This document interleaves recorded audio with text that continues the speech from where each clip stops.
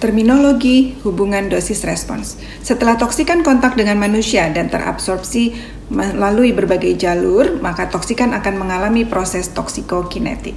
Toksikokinetik terdiri atas tahapan absorpsi, distribusi, metabolisme, dan ekskresi yang akan dijelaskan lebih lanjut di bab 4. Respons atau efek toksik. Respons adalah perubahan struktur ataupun fungsi pada tingkat subseluler hingga tingkat organisme hidup akibat dari pajanan toksikan maupun bahan kimia.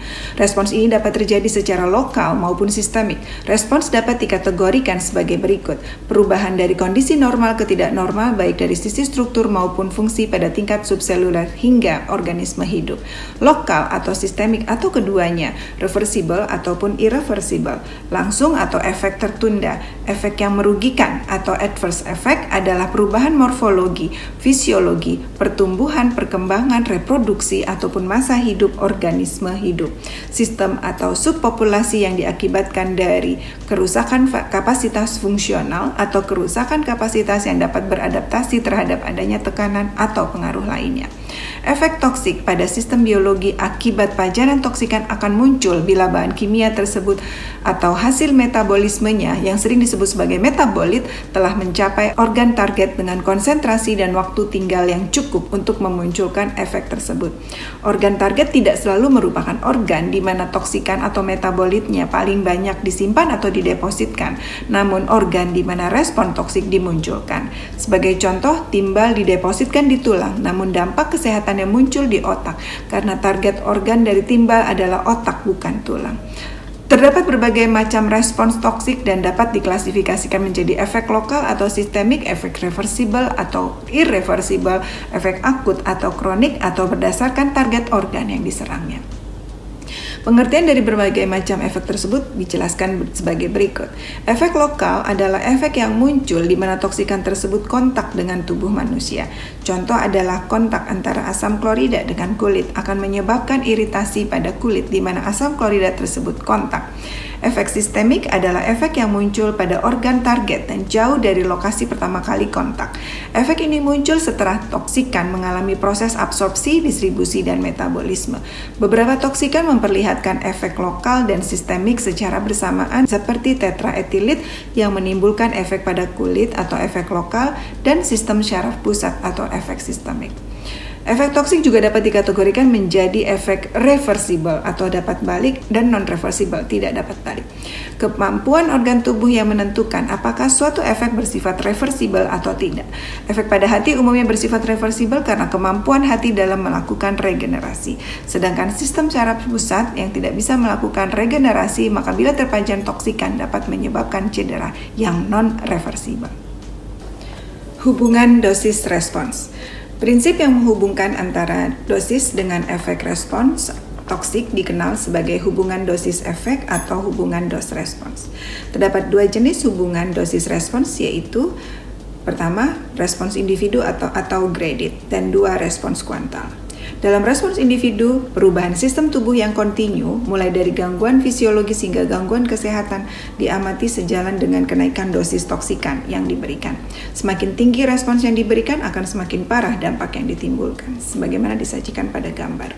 Dalam respons kuantal, distribusi akan respons individu dalam suatu populasi sebagai akibat pajanan suatu toksikan diamati. Berbeda dengan dos respons individu, dalam kuantal yang diamati adalah apakah individu merespons atau tidak, all or non response.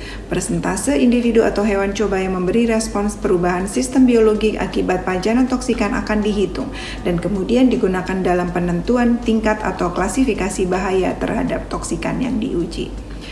Hubungan dosis respons merupakan konsep penting dalam toksikologi dan menjadi dasar pengukuran bahaya dari suatu toksikan. Hubungan dosis respons merujuk kepada persentase populasi pekerja atau hewan coba yang memberi respons perubahan sistem biologik yang terdeteksi. Nilai ini kemudian digunakan dalam penentuan tingkat atau klasifikasi bahaya terhadap toksikan yang diuji. Hubungan dosis respons ini dapat digambarkan dengan kurva dosis respons. Kurva dosis respons tersebut dapat digunakan dalam penentuan berbagai parameter keamanan dan bahaya toksikan.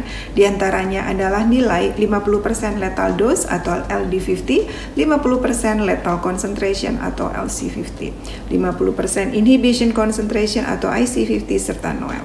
LD50 merupakan dosis toksikan di mana 50% dari populasi percobaan menunjukkan efek letal. Satuannya adalah miligram per kilogram berat badan. LD50 kemudian digunakan untuk mengelompokkan toksikan ke dalam kategori toksisitas relatif seperti pada tabel berikut. LC50 merupakan konsentrasi toksikan di udara di mana 50% dari populasi percobaan menunjukkan efek letal. IC50 adalah konsentrasi sebuah toksikan yang menghambat atau mengurangi 50% efek toksik. SC50 adalah konsentrasi sebuah toksikan yang memberikan 50% dari respons maksimal. Secara umum, prinsip yang berlaku dalam hubungan dosis respon yaitu respon disebabkan oleh toksikan yang diuji, tingkat respon berbanding lurus dengan konsentrasi toksikan. Terdapat metode untuk menghitung dan menyajikan toksisitas.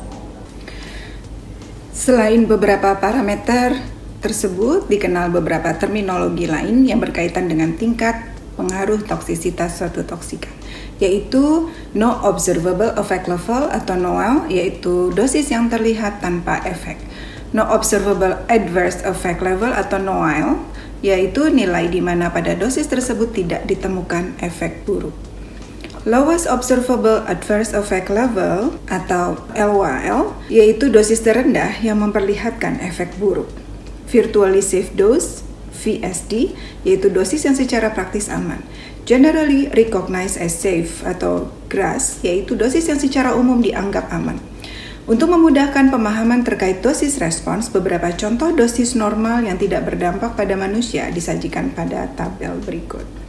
Pada tabel ini menunjukkan bahwa dosis normal tidak berdampak kematian, namun pada dosis letal dapat mengakibatkan kematian.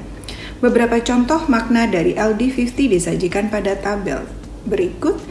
Berdasarkan informasi dari nilai LD50, maka dapat diperoleh informasi tingkat toksisitas suatu toksikan, di mana semakin kecil nilainya seperti contoh pada tabel, yakni botulinum toksin dengan nilai LD50 0,00001 mg per kilogram bersifat super toksik, artinya dengan dosis sedikit saja sudah dapat menyebabkan kematian.